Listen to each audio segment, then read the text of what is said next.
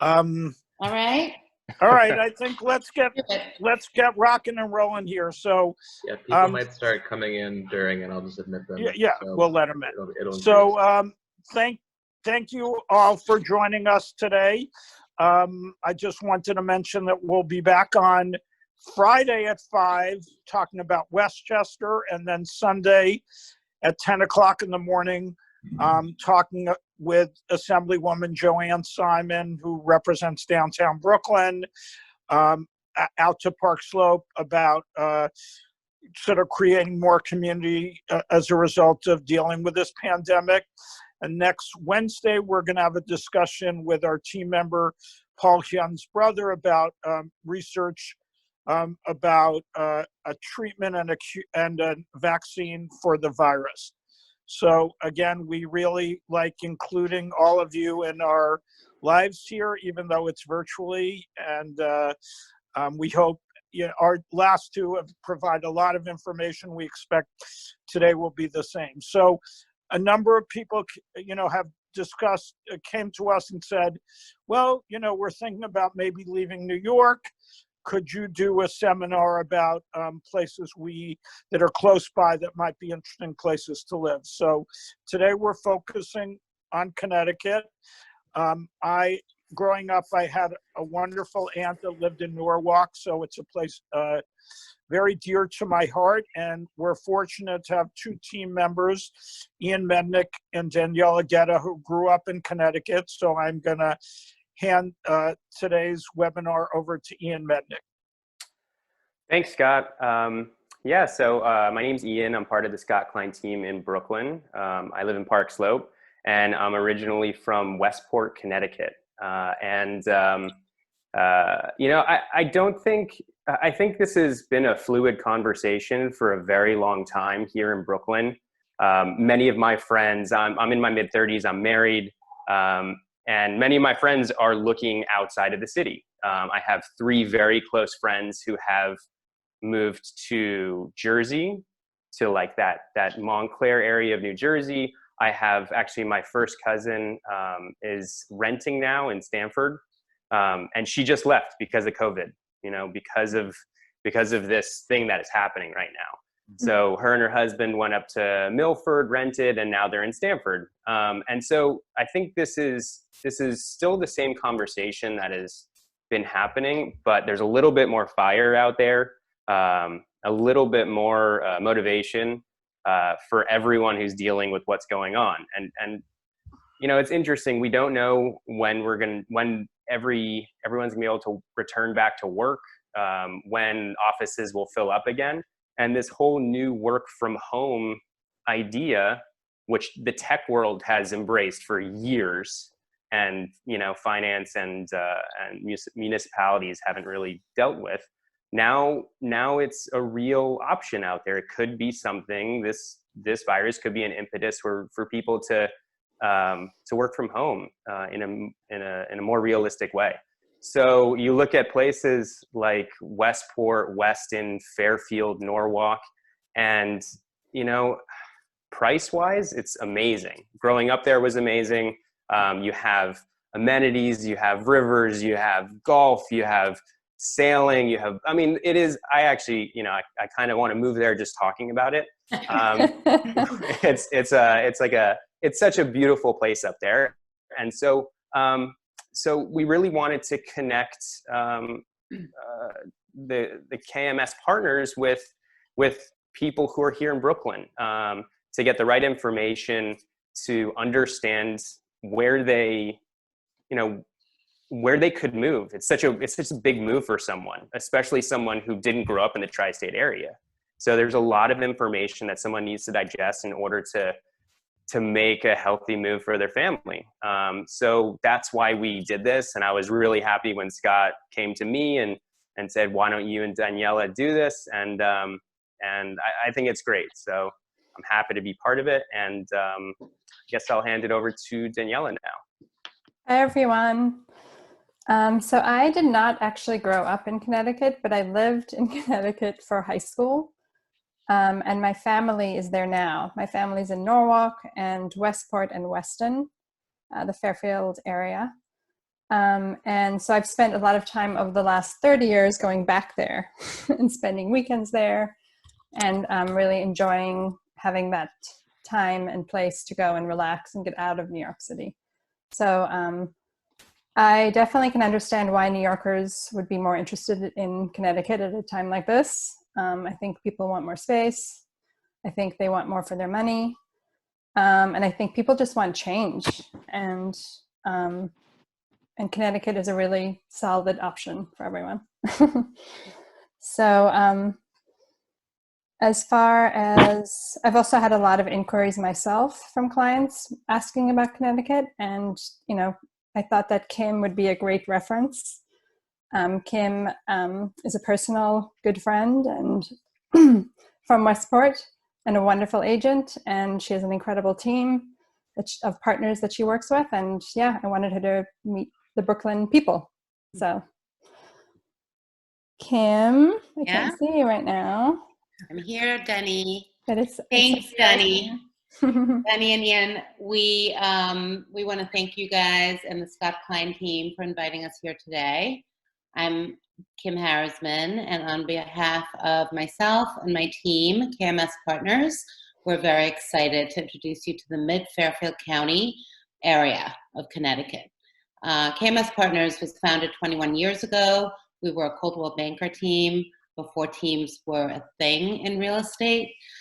We excitedly and proudly joined Compass a year and a half ago as the founding team in the Westport office. Today we'll be showcasing the towns we specialize in and live in, which are essentially Westport, Weston, Wilton, and Fairfield, Southport being an enclave of Fairfield. We also do sell in the town of Norwalk and can talk to that quite well. All of the towns we work in have a lot in common, yet they all have their own unique personalities. First and foremost, the laid-back lifestyle and the physical beauty of our area really make us feel fortunate to be living in this part of the country. We like to think, we do think, and we like to say that Connecticut is one of the best kept American secrets out there. Secondly, all of our schools are top-notch. While they might differ in size, they all consistently rank as A+ by niche.com and all other ranking agencies. And we really pride ourselves with our top-notch public school education. Living in any one of our towns, you can choose to be as involved or as private as you like. There are endless opportunities to partake in town activities, depending on your interests, but there's also the option of peace and quiet and solitude, surrounded by the beautiful outdoors. The Gold Coast, as it is called, has really been a popular destination for a long time for celebrities, artists, entrepreneurs, and pretty super high-end corporate executives. They live amongst us in all of our towns, engage in our communities, just like in New York, and people really let them live their lives without too much fuss. Finally, Connecticut has a distinct advantage for a buyer when it comes to closing costs, and there's a slide in our presentation that will clearly show that. There are countless other towns in Connecticut. We couldn't focus on all of them. Greenwich, Stamford, Darien, New Canaan. While we are partial to mid-Fairfield County, we have colleagues that specialize in all of the towns, and you should feel free to reach out to, through the Scott Klein team to any one of us, and we'll be happy to connect you with the correct agent. So our presentation today is we're going to have one of my partners speak on each one of the towns that we're focusing on. And without further ado, I'd like to introduce you to Mary Ellen Gallagher. She's my partner who'll tell you a little bit more about the town of Westport. And just feel free to minimize us while you're watching the presentation, listening to us talk about the towns, because our presentation is designed to give you a visual flavor of the towns. There's some gorgeous photography So without further ado, Mary Ellen, take it away. Thank you. Thank you, Kim. As they say, a picture is worth 1,000 words, and we hope these images help capture the spirit of Westport. I'm proud to call Westport my home, and I've raised my family here for the past 21 years. Westport's vitality continues to be legendary. Today's Westport is a highly involved community of approximately 28,000 people, where the Saugatuck River meets Long Island Sound. The thriving downtown Main Street area, or Bedford Square, along the river provides trendy shops and boutiques and exceptional services. Restaurants, many with award-winning chefs, make Westport the dining center of Fairfield County, blending the small-town atmosphere with cosmopolitan flair. The long-standing images of this coastal New England town still remain. You often hear that historically, Westport was known as an artist community, and it still is. Artistically and culturally vibrant, it has long been a creative center and a celebrity retreat. Theater and the arts flourish at the Westport Country Playhouse, the Levitt Pavilion, and the Westport Arts Center. The Westport Pavilion hosts 50 free outdoor concerts from June through August. Westporters are well educated, charged with passion and energy in the pursuit and support of all those elements that make a great life. An exceptional school system is the focus of the strong community.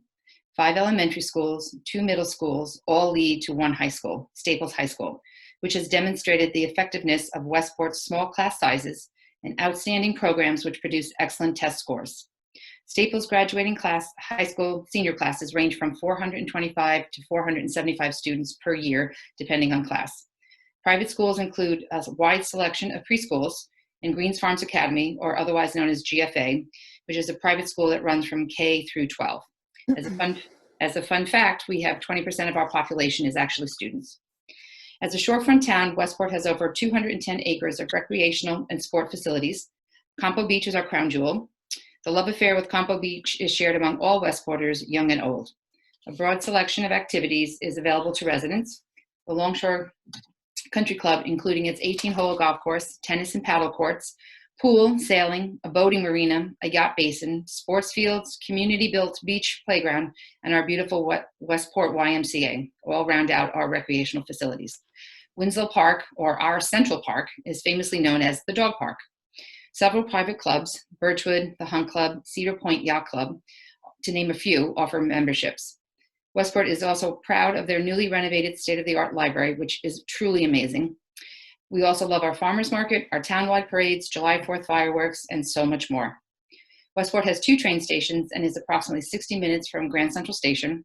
An annual parking sticker is $391, and daily parking is available for those without the parking sticker.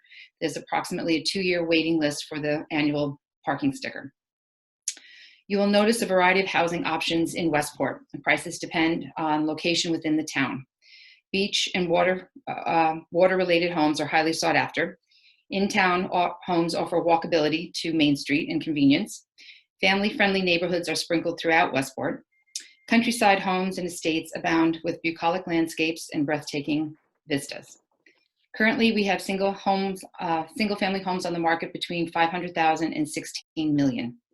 We enthusiastically tell our clients that there is something for everyone in Westport, and you can easily find this to be your home. At this point, I can turn over to Karen, who will chit-chat about Weston. Weston. We get through the. Hi, I'm Karen Haken, and I'm going to be talking about Weston. So Weston is a town that we moved to about 24 years ago from New York City with our 2 young children. We now live in Westport, but we raised our family in Weston. Both our children went through the public school district. So of all the towns that we're speaking about today, Weston is the smallest community with about 10,000 residents. Weston is considered more secluded with its 2-acre zoning. Although it is a little more rural, it is not far from the towns for shopping, such as Wilton and Westport, which are just minutes away. The drive to the Westport train station is an average of 15 minutes, depending on where you live in town. The commute time, as Mary Ellen mentioned, from the Westport train station to Grand Central is about 60 minutes on an express train, and there are several express trains that run during peak commuting hours. The vibe of Weston is a little more relaxed and low key, and because there are less residents, it feels very much like a tight-knit community. It's easy to get involved with town committees, philanthropy organizations, and school events that will help you with meeting new friends in no time. Weston has its own town center, which is not extensive, but it has everything you need from the post office to the grocery store, liquor store, banking, luncheonette, gas station, and pharmacy. Peters Market is a wonderful place to pick up prepared foods, groceries, fresh produce, meat, and fish. Jimmy, the owner, is a great guy, and you will certainly get to know him and the employees quickly when you shop there.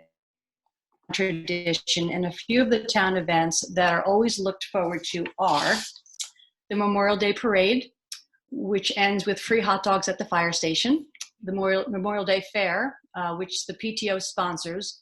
This fundraiser is a town-wide affair and something that children look forward to all year long.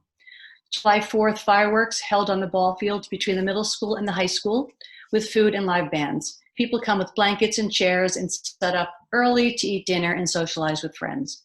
As mentioned, the schools are all top-notch and are all located along one road right in the middle of town called School Road. This makes it very convenient for parents. Different having all schools in one place gives the feel of a private school campus. Average graduating class size hovers around 200 students, give or take a few. Two of the favorite town amenities are La Chotte Town Farm. Residents can rent gardening spots. They have Friday night events with food trucks, concert, craft fairs, and farmers market. A fun fact, Keith Richards' daughter Alexandra was married there in October. Put up tents and had caterers brought in. Keith Richards and his wife Patty Hansen live right around the corner.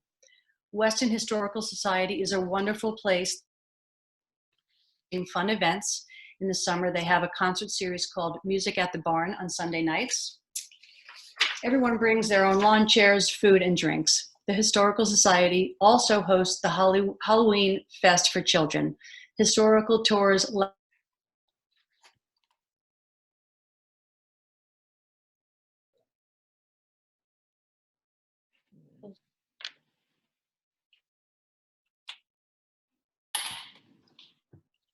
Beach in Westport.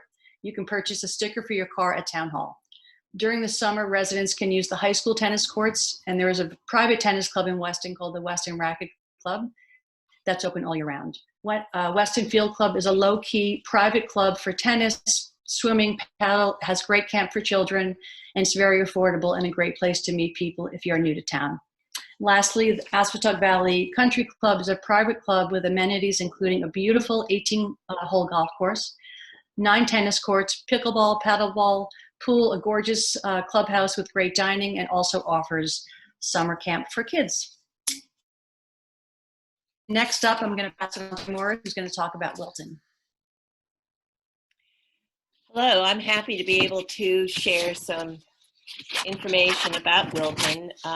14 or so years ago, my son had just gotten engaged, and he and his fiance were looking for a house. She had grown up in Westport, he had grown up in Weston, and they zeroed in on Wilton because it's sort of halfway between the size of Westport and Weston. It's a population of 18,000 people.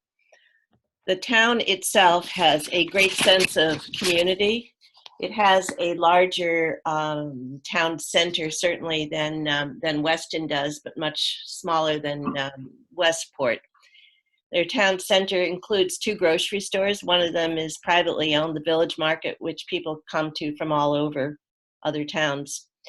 2 grocery stores, a pharmacy, boutiques of all sorts, 2 movie theaters, which are hard to find anymore, ice cream shops, a great library, and a really lively restaurant scene. The restaurants actually here in Connecticut are open today for the first time since COVID began with outdoor dining, so it's sort of a great day.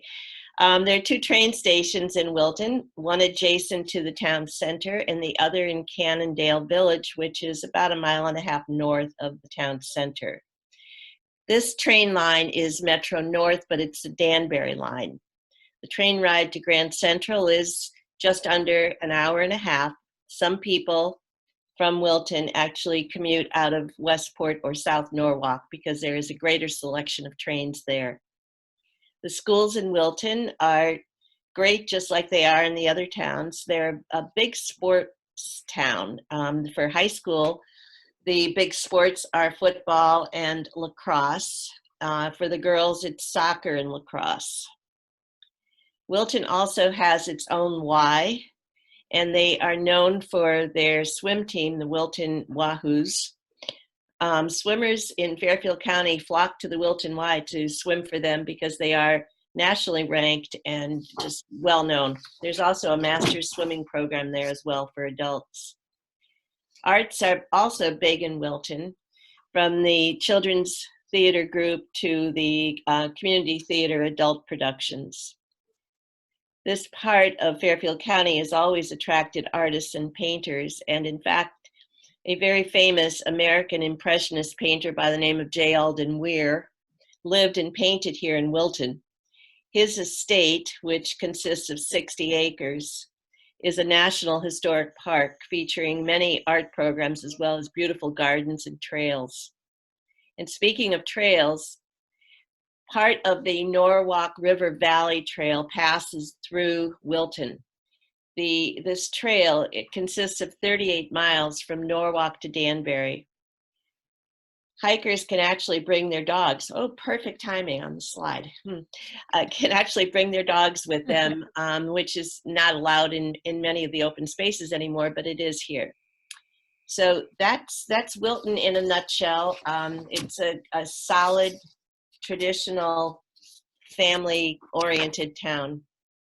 And my son is still there and he loves it. So if we can go to the housing in Wilton ranges from condos up through multi-million-dollar estates. This house right here is absolutely gorgeous in a wonderful neighborhood. It's just come on the market at $1,248,000.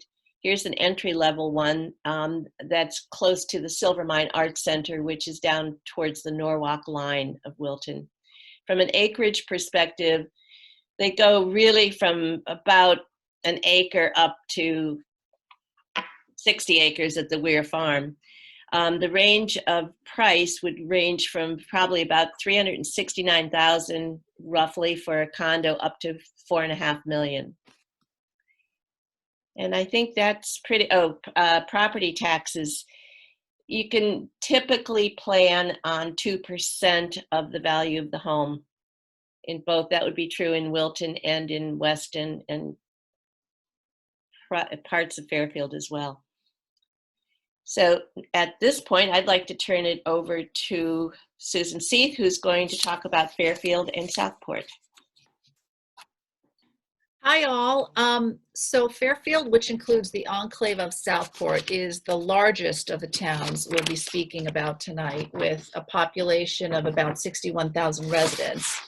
But it prides itself on a small town flavor connected by vibrant neighborhoods and small communities. Fairfield is considered a quintessential New England town with exposure both to the water and the woods. With 8 miles of coastline, there are 5 beaches to choose from. It's charming, authentic, and inclusive. It's a sporty town and very outdoor oriented. The University of Fairfield sits right in the middle of town, and so there's also a sense of Fairfield being a college town. It adds a spirited, connected, youthful vibe, which complements the great downtown scene with restaurants, bars, small music venues, and a wonderful small theater. There are so many excellent choices for dining and shopping. The Quick Center at Fairfield U offers a ton of concerts, shows, and plays. You will never be without culture here. In the warmer months, there are great farmers markets throughout the town and wonderful town events for Memorial Day weekend and the 4th of July, including a fun fireworks display. One of my very favorite events is the holiday stroll. All the stores downtown stay open late on a Thursday evening and serve Prosecco, hot chocolate, treats, and people stroll from shop to shop, enjoying the holiday atmosphere while doing their shopping. Southport Village, with its historical harbor, is charmed to the nth degree, with sea captains' residences, shingle home style homes on the water, and small shops and eateries. It sort of feels like Edgartown in Martha's Vineyard or an in-town Nantucket vibe. Fun fact, Ina Garten, Barefoot Contessa, lives there. Well, I don't know how often she's there, but she owns a house down there that I walk by often. And I have seen Jeffrey walking the streets, so that's kind of fun. There are about 12 different neighborhoods to choose from in Fairfield, from downtown to the beach, to the horse country and Greenfield Hill, to the Gatsby feeling era of Sasko Hill, to the university area. They all have their own unique feeling and vibe. There's literally something for everyone.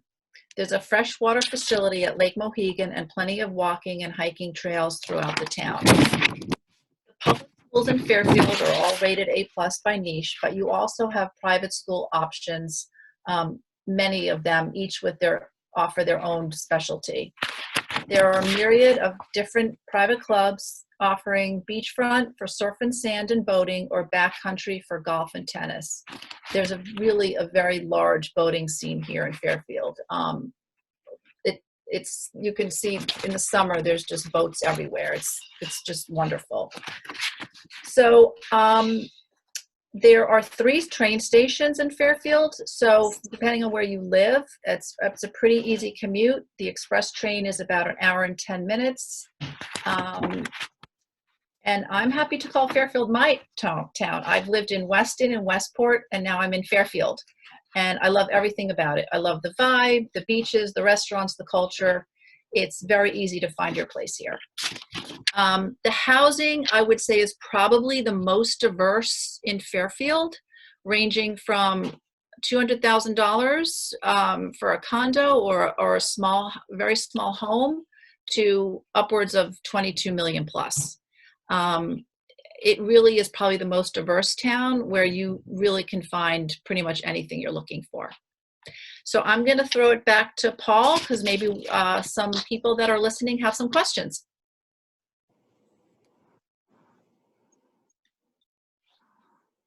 Hi, everybody. Hi, great. Yes, so we do have a question here, which is, are any of these towns more popular with second home buyers? Who wants to take that one? I would say actually all of them. We've had a bunch of people coming out of New York looking at all towns for weekend homes and second homes. I can't say there's one over the other, because I think we've all seen activity in all of the towns we just spoke about. Yeah, I would say especially recently, since the pandemic, and a lot of people have just been looking for more space and a respite from the city. I think that all of our towns have seen an uptick in activity. Westport traditionally does get a pretty good summer rental crowd, people who choose Westport over maybe the Hamptons because it's commutable, and they don't have to, they can actually go back and forth pretty easily. But this year, I think we're definitely seeing a good number of people in all the towns. We're all of a sudden the acreage and the larger home with a pool and amenities is definitely has a higher appeal. Yeah, not surprising. Okay, I had a couple other questions. One of them is, could somebody talk about what the buying process is like where you work, and how that's different, for example, than the process here in Brooklyn? Mary Ellen? Sure, I could take that. So once you find your top-rated agent and you're ready to go, you would basically sign a buyer's agency agreement, so that the agent is really, agent's fiduciary responsibility is to the buyer and not the seller. Another initial stage that you would want to kind of go through is to get pre-approved. Very important that you talk to a local lender or mortgage broker and make sure that you know what you can afford. They'll vet you in a very simple process, and that letter actually will be part of the offer that you'll make when you're ready to go down that path. So you find the perfect home, you're ready to make an offer, you kind of go into the negotiating stage. What we do here in Mid-Fairfield County is we basically do what we call a binder. It's a purchase agreement, and it kind of sets the tone for all of the terms, and eventually that will be incorporated into a final contract. So that binder will be what the buyer submits in writing to the seller, and it will include things as the price, the closing date, any contingencies, which might include a mortgage, an appraisal, the building inspection. any personal property that's either included or excluded from the transaction. You'd sign off on the property disclosures, and with that offer, you would include the pre-approval letter and a 1% deposit, which we call a good faith deposit.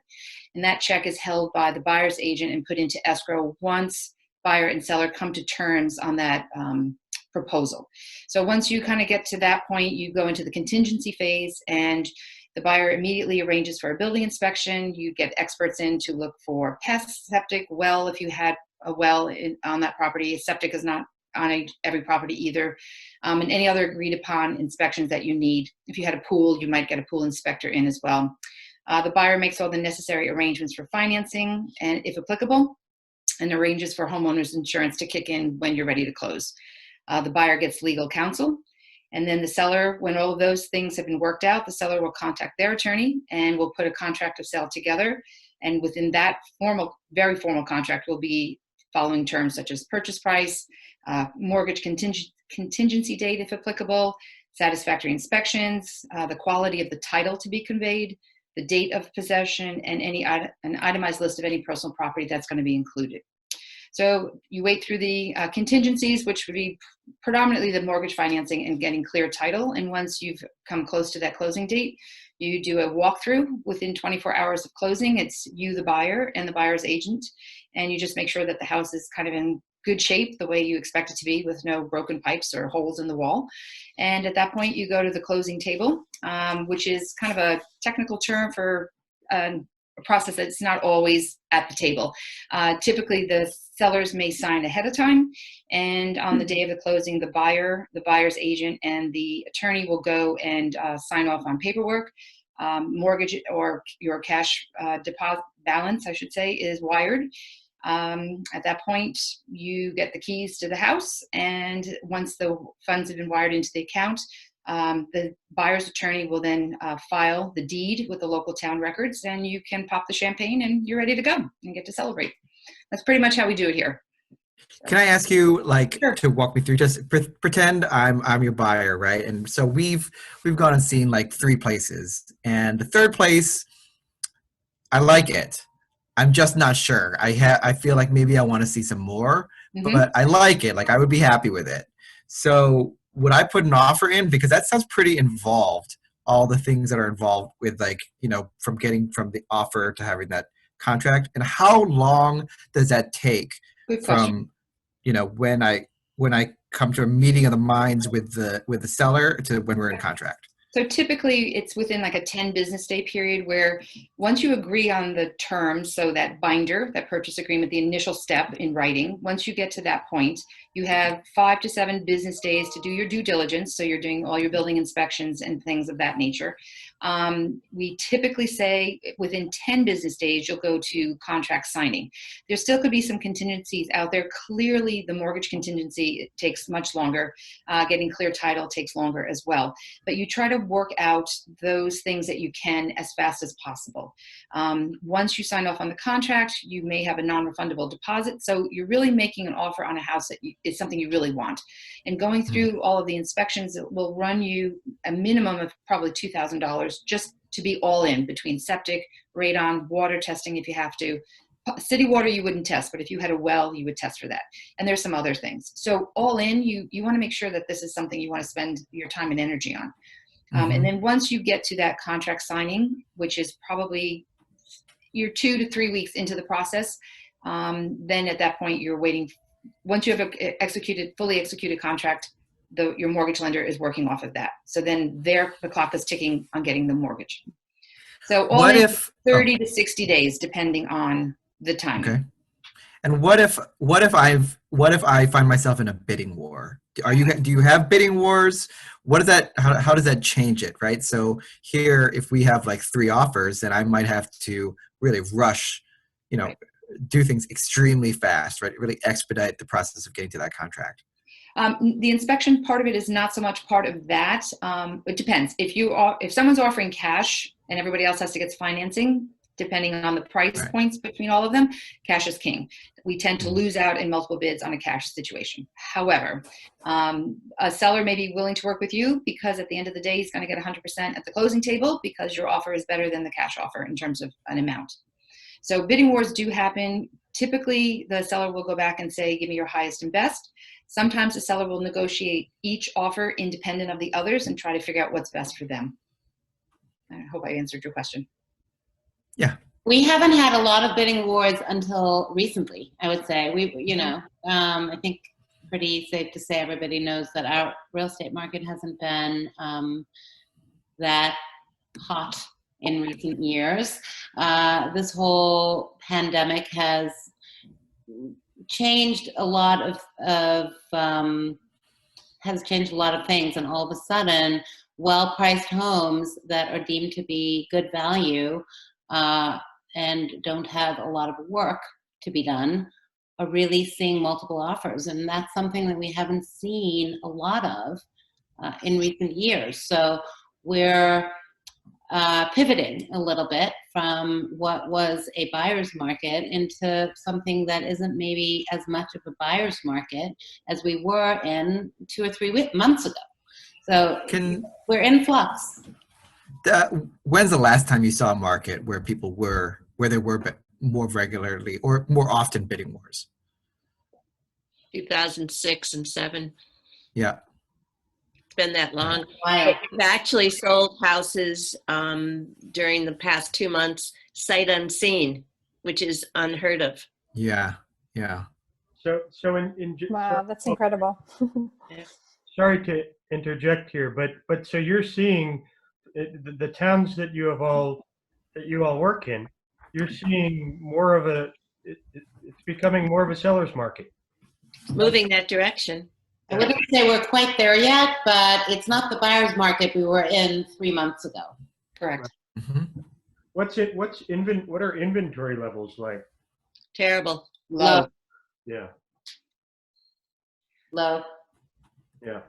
Yeah. Well, people aren't moving because of COVID. I have, right, Yeah. with That's urgency. compounding So these guys are sick of hearing this story, but it. I listed a property last Tuesday, and got 7 full price or above asking price offers in the first 24 hours. Wow. Was it a unicorn of a house or You know what? the house? I honestly don't. It showed well for what it was, and it was priced well, but never did I expect to have 7 fully qualified buyers. Wow. Yeah. So Is there a price point, a sweet spot price point wise here in Brooklyn, for example, $500,000 to $2 million, which is wide. It's a wide price range, but those things are moving above $3 million is, just not moving at all here in Brooklyn. Depends on the town. Yeah. Sweet spot for Westport right now is $1 million to $1.4 million-ish.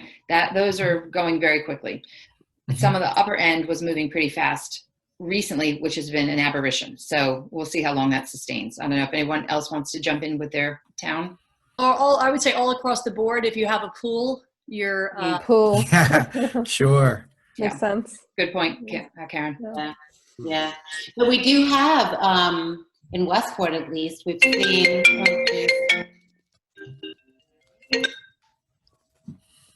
You need to take that? Sorry. Technology. Westport's seen a good uptick, I would say, in in our luxury market. I mean, I think that we probably have 4 or 5 sales that haven't been reported yet, or contracts that haven't been reported yet, in the north of 4 or 5 million. That is just something we haven't seen recently. So we have the high end of the market is definitely starting to move, and I don't think we have enough good inventory for the buyers we have. It's the same thing, Kim, at the 3 mark in Westport. Yeah. It's just, it's like parades of people driving by houses, looking at them, priced at, $2.9. It's ridiculous. As we were speaking, I just got an offer on one of my high-end properties at the beach in Fairfield. Oh, congratulations. Hey. Congratulations. Is it Roland? Yeah. Yay. Congratulations. But the funny Related- thing is that I hadn't had a showing since COVID started. So it was since mid-March. Wow. And the last week I had several showings and just got an offer. Amazing. So Amazing. Amazing. Congratulations.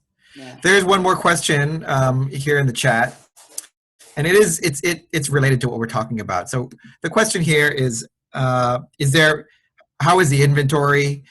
Do you foresee the market being better to buy into in a year rather than now? So I think you've all sort of mentioned that inventory is tight right now. So I'm gonna maybe modify that question a little bit if I can.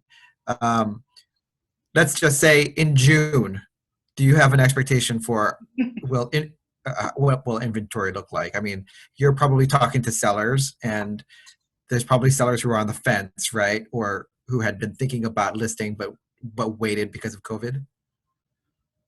I think there are definitely sellers who are on the fence about maybe COVID and also about the market pre-COVID, which wasn't really very advantageous to sellers. So I think that the word is getting out now that maybe if you are a seller, this might be a good time to list. And I think we are probably going to see more inventory hit our market. Whether or not prices will be higher or lower 6 months or a year from now, your guess is as good as mine. But I do think that inventory levels will normalize as the economy opens up a little bit and people have a little bit better comfort level with allowing people in and out of their homes. Oh, that's great. Excellent.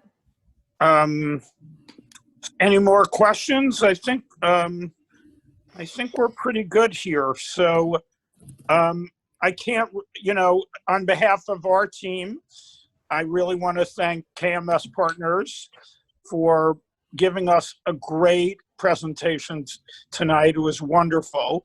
And if you have any more questions, you can funnel them through our team email, which is scottkleinteam@compass.com, and we will get them to Kim and her team. And just thank you so much. And, we look forward to seeing people Friday night about Westchester and Sunday with Assemblywoman Joanne Simon. So thank you, everyone. I think they got another offer coming in. I think you're right. I think Bidding war. It's in Wilton. Big time. Yeah. Thank you, everybody. Thank you. Thank you so much, guys, for inviting us. Have a great night, everyone. Have a great night. You too. Bye-bye. All right, guys. Bye-bye. Ending the meeting, right?